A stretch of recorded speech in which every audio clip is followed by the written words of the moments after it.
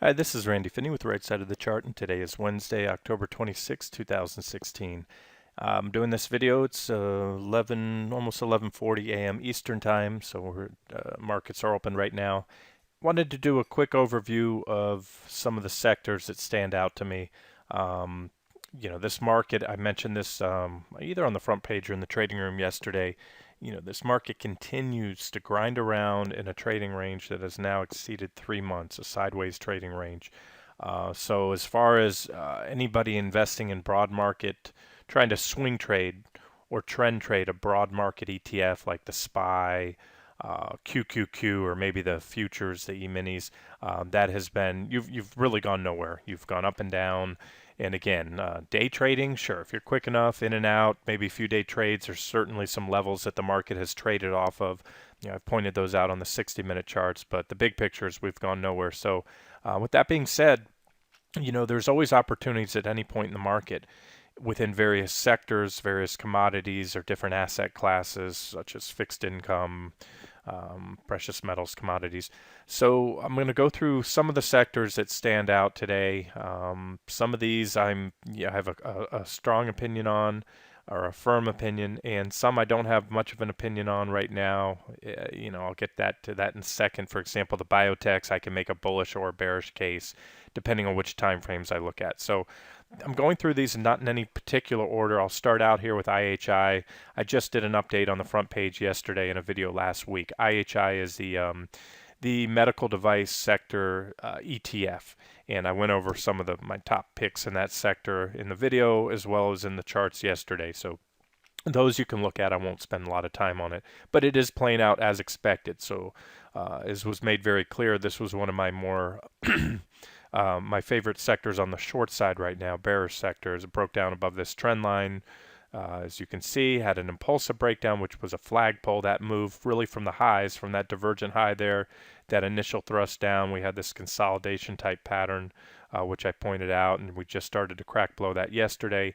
And as is very typical, in this again, this technical analysis doesn't work out, or maybe it does always work out in my read or interpretation, or anybody else's isn't exactly right.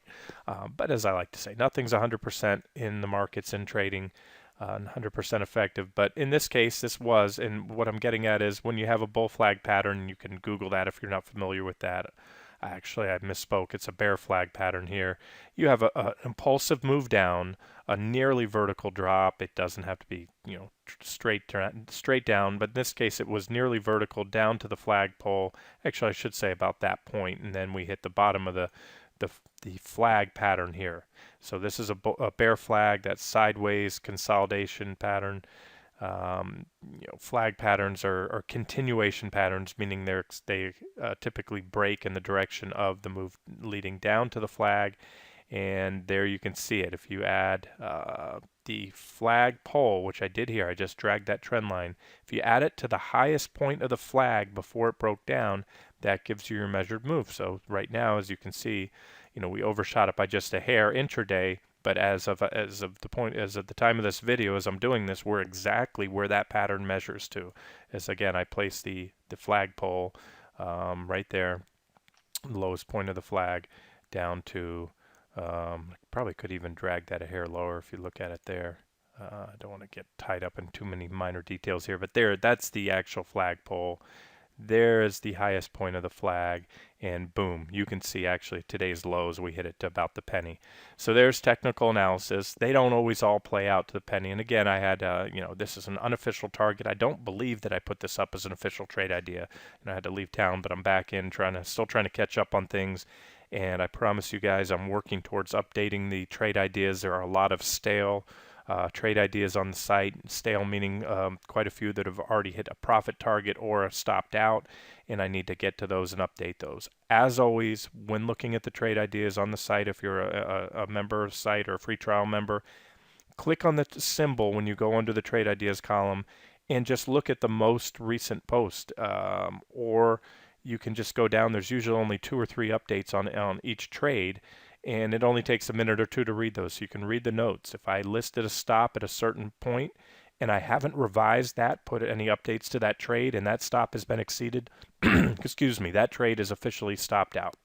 I will only keep a trade on as active if I have proactively extended the stop or extended a price target before it was actually hit. So again, there's a few on there, and I'll get to that as soon as possible.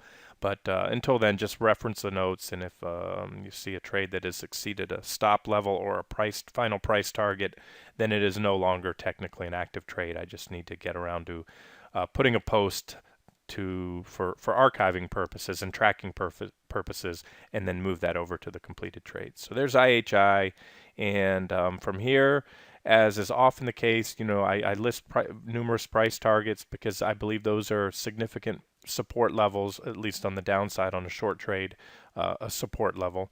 On a long trade, it would be a resistance level to the upside where I expect a reaction because it's a pretty decent level, and this also lines up, give or take, with that flagpole pattern. In fact, if we look at it here, keep in mind if you're new to the site that I always set my price targets above the actual support level on a short trade or below the actual resistance level that I'm targeting on a long trade. And I do that because it's not uncommon to see buyers step in early in the security to reverse. So I don't try to eke out every last penny is what I'm trying to say. So far today, this one hit IHI hit a low of 136.16. You can see that in the box in the upper upper left-hand corner. So we're so far a little shy of that, but I'm pretty confident that will be hit in the coming days here. And then most likely a reaction off that level, and then ultimately when that goes, the actual support levels at 135.55, that opens the door to a move, and I wouldn't expect it to be a straight move down. There's always zigs and zags along the way, but down to this final target area here that I have with a target of 128.58.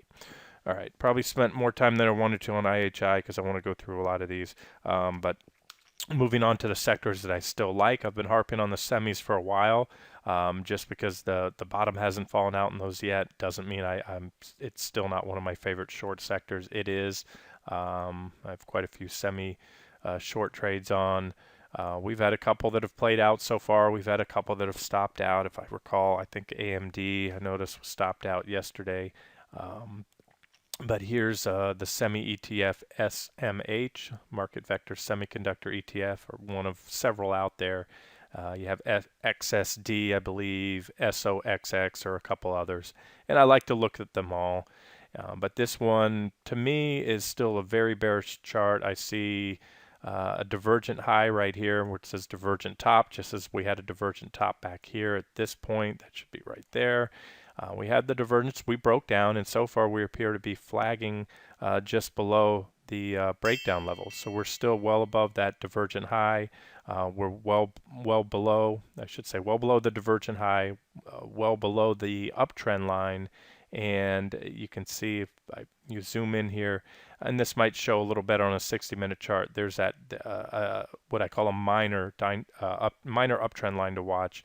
So look for a break below that uptrend line, and that would likely then bring us down here to this first target level at 62.64, and possibly any of the other targets over time in the coming weeks or months. And and unless these divergences are burned out, there's still a little work to be done on the semis. The MACD, both the signal line and the MACD line, both lines are still above the zero line, indicating the primary trend is still bullish at this time. I like to see that 9 EMA cross below. You have a potential bullish crossover here. You can see the MACD line coming up above the signal line, or poised to cross above it.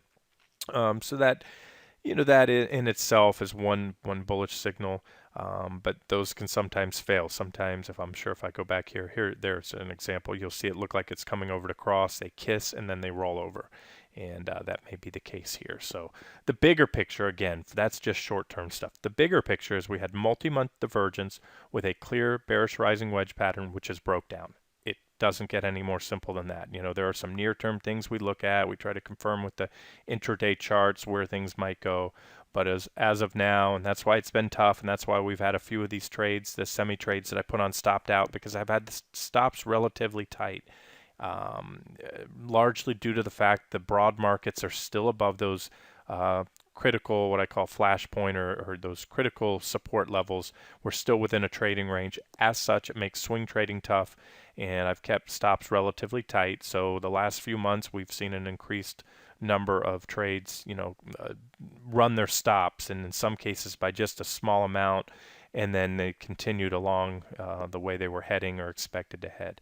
So there's SMH, and we'll just take a look at one other semi ETF. There's the SOXX, another semiconductor ETF. They just have different weightings with different semiconductor components in there. Same story, and this is a clean chart. Bearish rising wedge pattern with a breakdown in a pretty much a back test so far, and a pretty well-defined, that's a minimum target right there on SOXX for those of you that prefer to trade that ETF. And I would say if and when that level goes, you can look to the left, pretty thin on the volume at price histogram. Probably wouldn't even expect a significant reaction to at least this level here. That's about 96, 91 or so. So that's my expectation on the semis, one of my preferred short sectors right now. And I mentioned the casino stocks recently, as well as some resort stocks. I can't find an ETF. I don't believe there's an ETF that focuses just on the casino stocks. There may be, and if there is, please drop a line. Just reply to the comment section below this this post.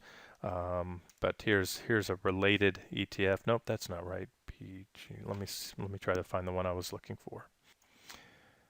Okay, this is it. PEJ, and this is the PowerShares Dynamic Leisure and Entertainment portfolio. So it does have some of the names in there I mentioned, some of the resort stocks, as well as some of the casinos. I can see ISLE, Isle of Caprica. What else? There's a couple others in there. I think there was MTN was one of the ones, Vail Mountain Resorts, that I covered in the video. There's Isle of Capri casinos. So that's one option. And to get back to that chart,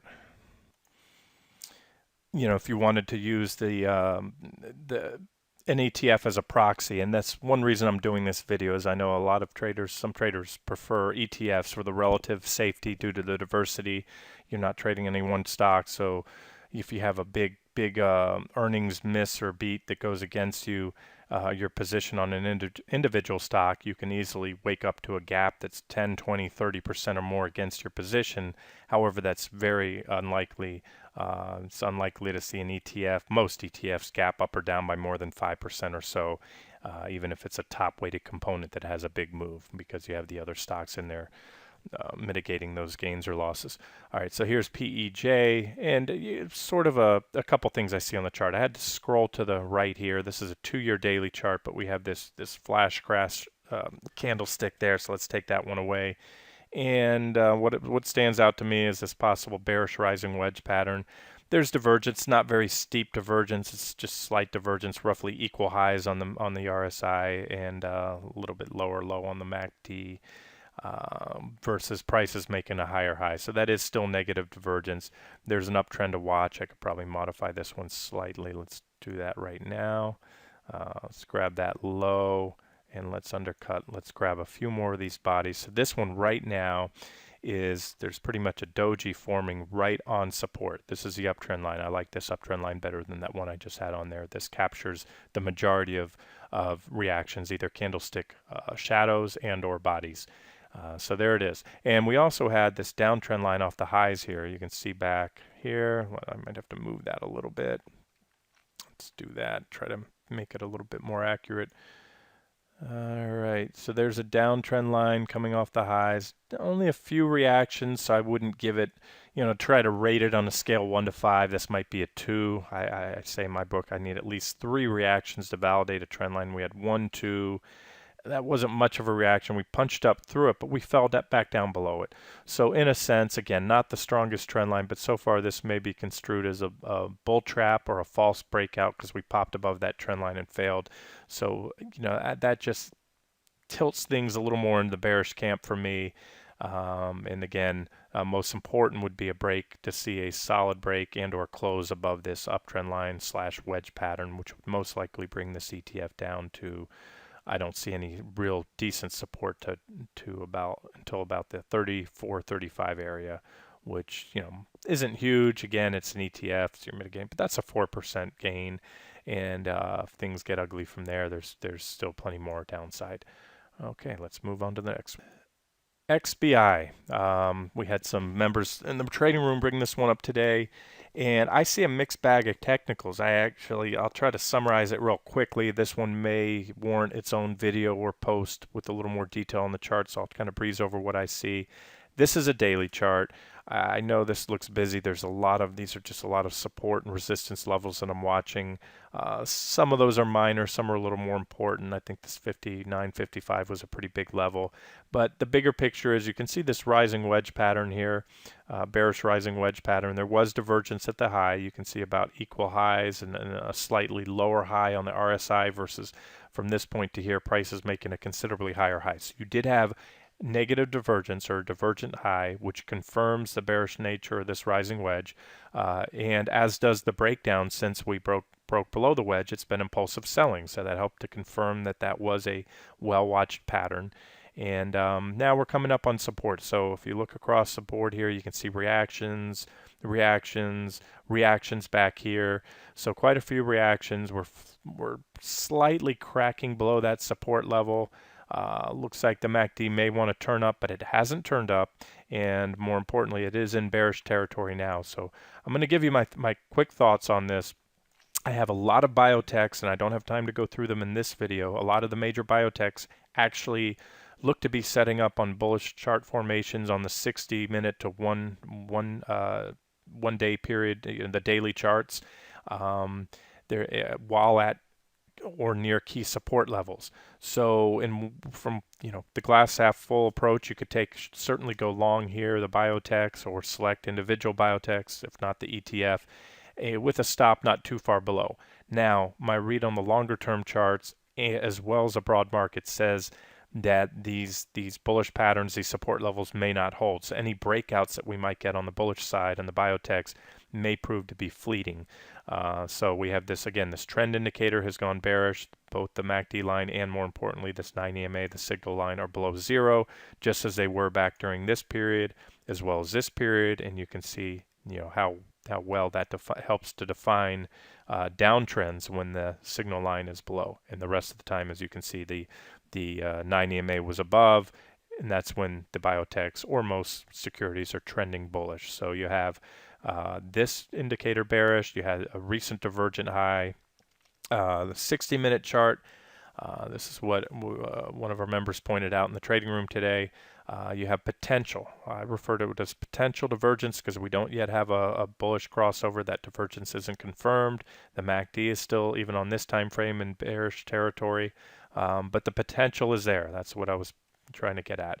I certainly see the potential for a bullish crossover here, for the MACD to move above this zero level on the 60-minute time frame. And again, it's amazing how well, we were looking at a daily time frame a minute ago, and I talked about, oops, wrong tool. I talked about how that the 9 EMA being above or below the zero line helps to define the trends, and you can see that we've been in a downtrend. Back here all along we were in an uptrend, as you can see up above, and it's pretty consistent. So that's my read on the 60-minute chart. The trend is bearish until proven otherwise, meaning we need to see the MACD curl over and move above that zero line. And I also said that I'm almost 50-50. This is a pattern. This is a downtrend line I would watch. Pretty well defined. We only had one reaction up here, almost two, but quite a few reactions recently. And my guess was, if I had to flip a coin, and if we get a bullish breakout above this trend line, that it will likely fail. It'll be short-lived, maybe pop all the way up to this 60-10 area, which is certainly, you may be able to get a short-term trade, especially if you're using one of the leveraged biotech ETFs like LABU, 3-time leverage, maybe a quick trade. But my suspicions, and I'll try to draw it out for you on where the biotechs will go from here, will be if we get a breakout, a failed breakout, and then a move back down to maybe backtest this lines at lower levels. If that's the case, there's still plenty of room for the MACD to move lower, this histogram to move lower, the RSI move lower, and then reverse from there, still putting in positive divergence, just at a little bit lower level.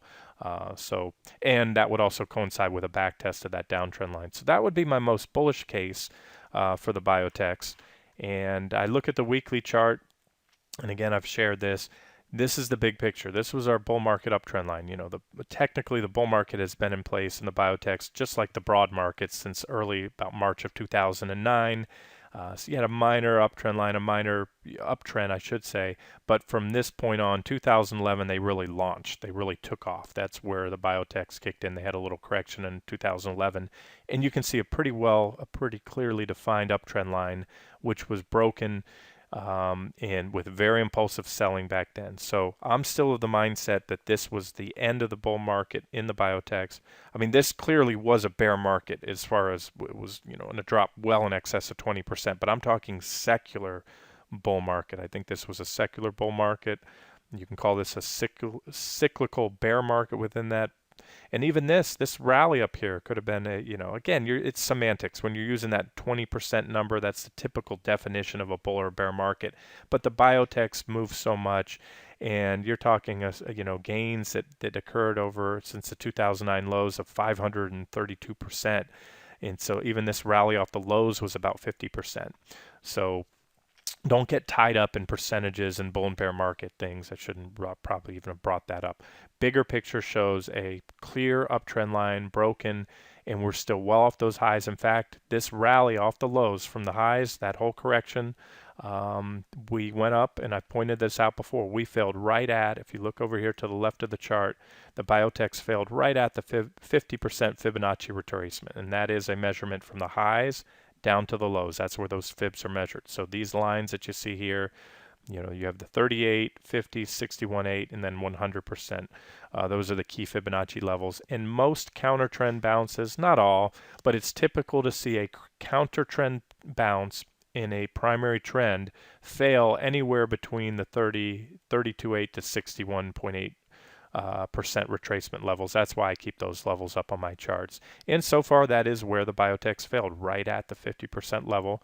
They had this bearish rising wedge pattern, large rising wedge pattern within there, and we've broken down from there.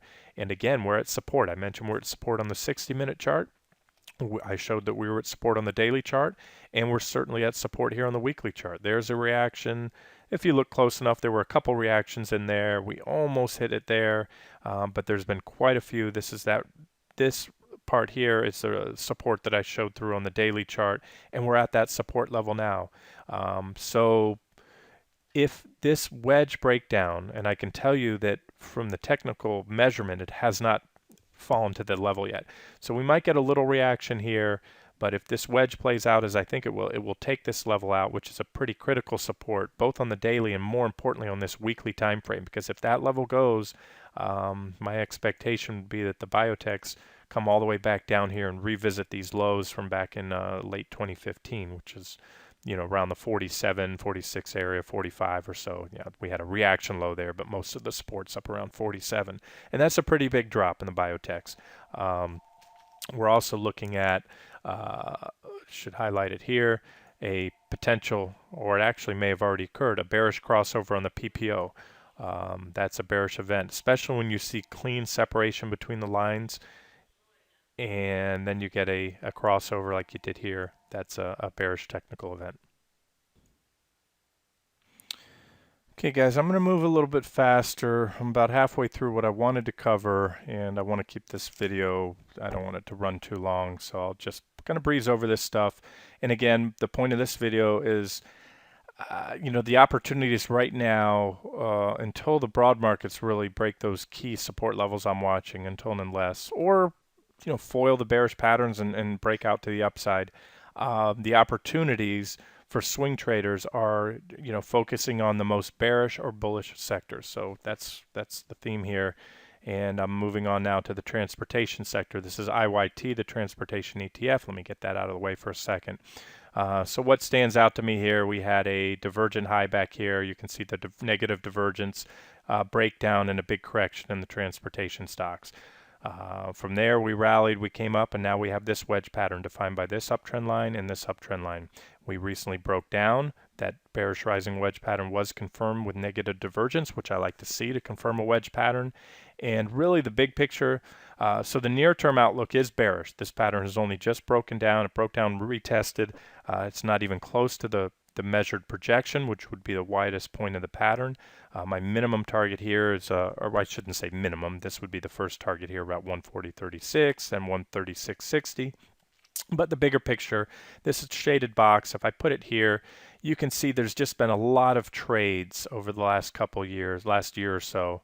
Yeah, about the last year, a little 15 months or so, that have occurred within this range. We had a brief time period where we fell out, we snapped back up in there, briefly fell out again. So this line, that 136.60, which defines the bottom of that trading range, is what I would call critical support. And you might want to put a line a little bit above there. There's some reactions down there. So not a line in the sand area, but really as we start moving below 135, 136, then the outlook for the transportation stocks becomes even more bearish, in my opinion, the longer term outlook, and that really firms up the case for a bear market. This is just a long-term chart. I might have a better board on this one or better drawing. Let's see what I can do here. No, the only trend lines I see, we have this one off the lows, and you can call this would really be our bull market uptrend line. That was broken, and so from this point, it appears to me like so many sectors, the broad market, just due to technology and a handful of mega cap stocks, the Facebooks and Googles and Microsofts of the world have really kept the NASDAQ 100 up while quite a few sectors are in bear markets and have been, going back anywhere from the case of the transpos here back to late 2014. So I look at this chart and try to remove any biases, bull or bear. This looks to me like a bull market that ended a couple years ago back in late 2014, and a stock that is in a downtrend. A downtrend is simply defined by a stock or security making a series of lower lows and lower highs. So some work to be done. Maybe that was all it needed to do. Maybe that was the end of the correction, and maybe it continues higher. The bullish case would be each reaction high from here it takes out, especially those previous highs, really opens up the door for the longer term bullish case. But as of now, the transpos don't look so hot. Let's look at the couple of the subsectors. We'll look at the Dow Jones railroad sector, DJUSRR. Here's the railroad stocks. This is a pretty clean bearish rising wedge pattern. I'm on a daily time frame now. I flip back to a daily time frame. Certainly see a little bit of support along the way right about here. We're coming up on support now, but we only just recently broke down below this bearish rising wedge pattern, and these are all potential targets. That rising wedge pattern was confirmed with divergence. Let's flip over to the weekly chart, see if I have anything mocked up there. Yeah, there it is. And remember, the railroads are just a subsector of the transportation industry. So you have bull market uptrend line, pretty clearly defined, broke down, bear market. And so far, this appears to be a large bearish rising wedge, maybe a very large counter trend bounce within a new bear market. You can see the PPO rolling over here and the RSI approaching overbought levels, but I often talk about this. In a bull market, overbought typically becomes more overbought. You see readings well in excess of the 70 overbought level, as well as they can remain overbought for an extended period of time, as they did here. However, in a bear market, oversold can remain oversold for an extended period of time, just as it did back in 2008, 2009 right here. We had an extended, period of oversold readings, and as we have here. So it is also very common in a primary bear market or downtrend for the RSI to stop shy of reaching that 70 overbought level. And so far we fell a little shy of it and have rolled over. Just as when you're in a bull market, it is not uncommon to see the RSI fall shy of reaching oversold levels. So since the market bottom in 2009, the transportation or the railroad index never became oversold by the definition of an RSI reading on the weekly chart of 30 until recently, and we had oversold, and the fact that we came up to the 50 level and again went down and became oversold reinforces the fact that this is most likely we're just in a new bear market in the transportation stocks, including the railroad sector here. A couple others are C.